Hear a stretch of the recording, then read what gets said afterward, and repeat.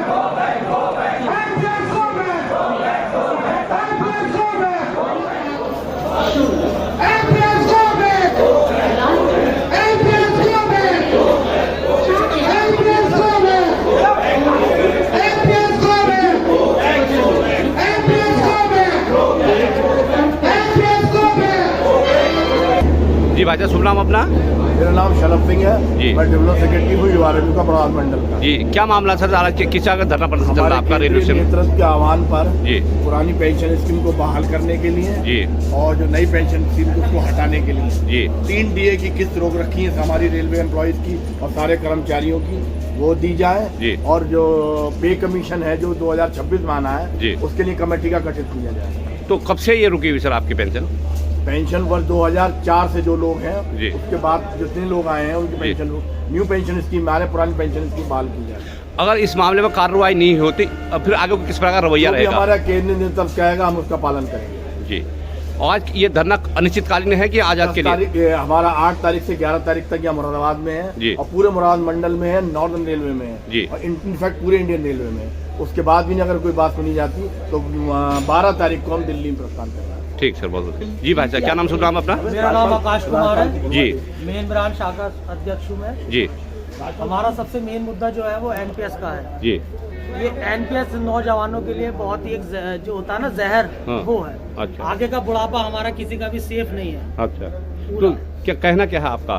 क्या हमारा ये है कि हमारी पुरानी पेंशन बहाल की जाए और अगर ये बहाल नहीं होती है तो जो भी हमारे सेंट्रल से मंडल मंत्री की तरफ से जो भी हमें निर्णय मिलेगा उसके लिए हम संघर्ष करने के लिए बात करें। ठीक सर, बहुत बहुत धन्यवाद। NPS go back! Go back! Go back! NPS go back! Go back! Go back! NPS go back! Go back! Go back! NPS go back! Go back! Go back!